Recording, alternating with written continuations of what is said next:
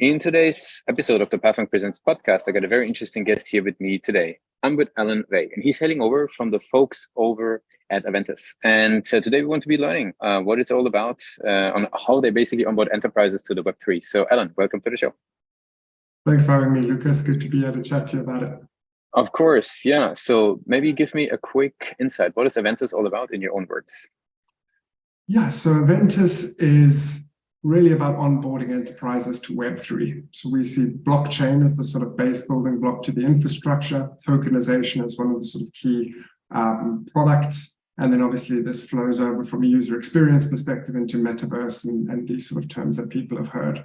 So everything we do is about realizing opportunities for enterprises to gain greater operational efficiency or new revenue streams with this new technology that we now have available to us. Very good. Now, tell us a little bit more about the organizations that benefit most. Who would be sort of, basically a sweet spot client? Like what do they look like? What's the characteristics? Maybe tell us a bit about that. For sure. So our revenue historically has primarily been based on what we call the block space offering, right? So when we talk about block space, we're not maximalist in terms of Bitcoin or Ethereum or any specific blockchain. More and more we see blockchain fading into the background as infrastructure to realize value, right? So we look at the technical requirements of a particular solution, and then we have an existing product suite to deliver those technical requirements. So example clients are, let's look at supply chain. There are various supply chain use cases where you need certain throughput requirements, you need certain security, the different privacy restrictions on who can see what information as things move through the supply chain. So we've been doing an aviation use case at Heathrow Airport with some partners, national airlines, and the various people involved in that supply chain, looking at how you track these cargo pods. At any point in time, 5% of those cargo pods are lost, and this can help reduce that number. So really, we're infrastructure. We often sell white label. We're the backbone behind many of the big enterprise solutions that you may be familiar with. There's not one that's the best. There's various different ways where people might want to leverage these properties. Very cool. Now, how do people learn about Aventus? Like those enterprise, operation managers, or basically, how do they learn about Aventus? So most of our deals to date are done through relationships. Of course, in the enterprise market, enterprises will rarely interact with startups or directly reach out to startups unless it comes from a trusted source. So twofold. One part of the strategy is obviously getting our brand out there much more in the right areas, the likes of sort of Gartner reports and things like that, where enterprises are always looking. The other one is relationships. We've brought on a sort of executive team and board members that have careers looking after sort of Fortune 100 companies in the US, across Europe, big telco and technology sort of businesses, and their relationships and intros are key to kind of getting the first foot in the door. Gotcha. Very good. Now, if relationship building is obviously key, as it is in enterprise, right? Like we have a lot of marketers on the show, and the question sometimes come up, what role does even like a digital presence, the website, I mean, apart from obviously basic trust building, what role do you think the website plays in the journey of somebody getting started with Aventus? I think it's very important from a due diligence perspective, right? As soon as you've initiated contact with anybody, they will likely Google the people they have spoken to associated with the business, and they will Google and have a look at the business's website itself.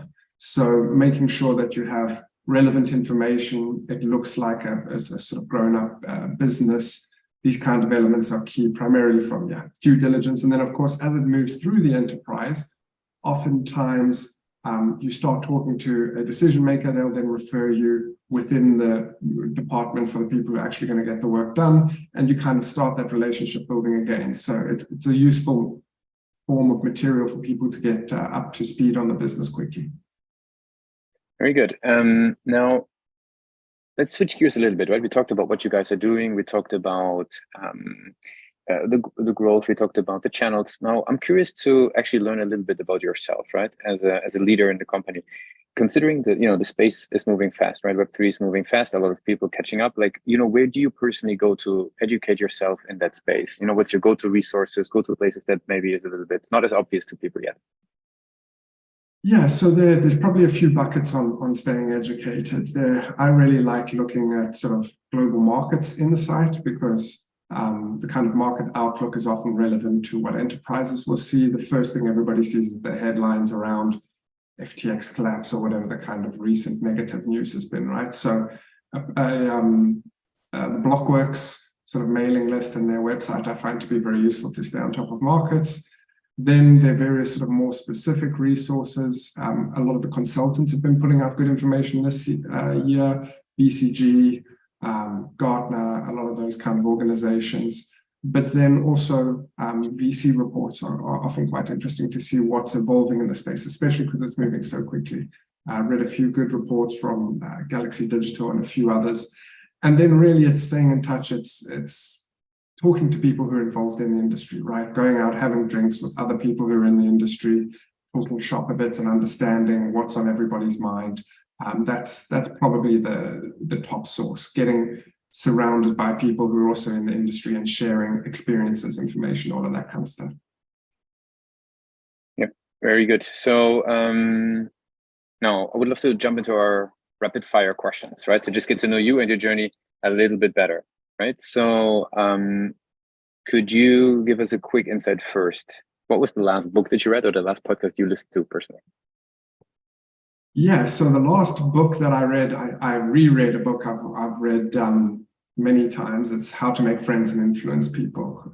Old book, but really great from a sales perspective on how to treat people in a way that you kind of engage them properly. And it's just a great sales book, I'd say.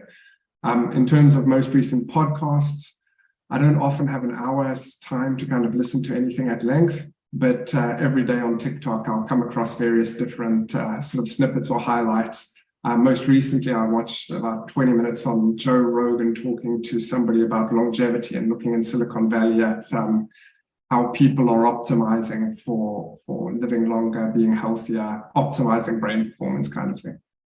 Very good. What's the one single thing that your company is focused on the most at the moment?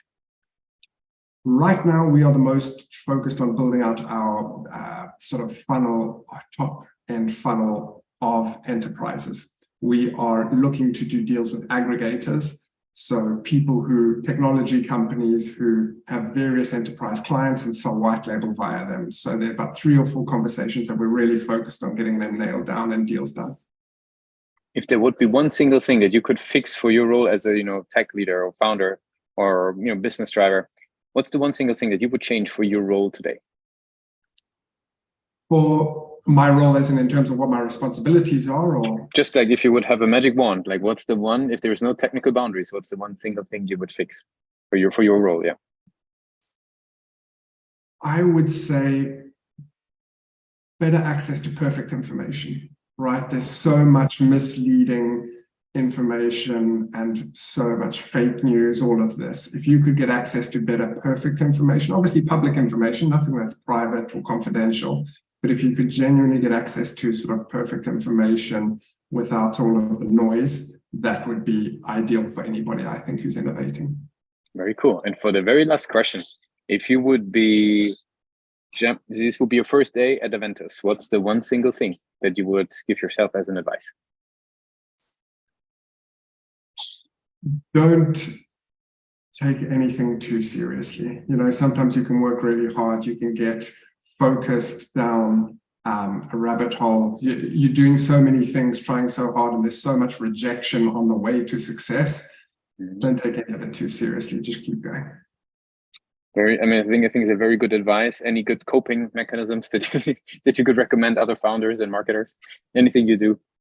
For me, it's working out. Stay healthy, sleep well, get good recovery, good food, work out. You look after your body, stress and everything else kind of takes care of itself, and you can really perform. Very good. Very good, Alan. I really appreciate you joining us today for the Pathwing Presents podcast. I want to give you the very last word. What's the one single thing people should remember about Aventus?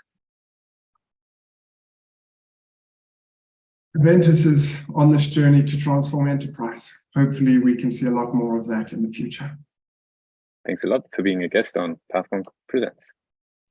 Thanks for having me, Lucas.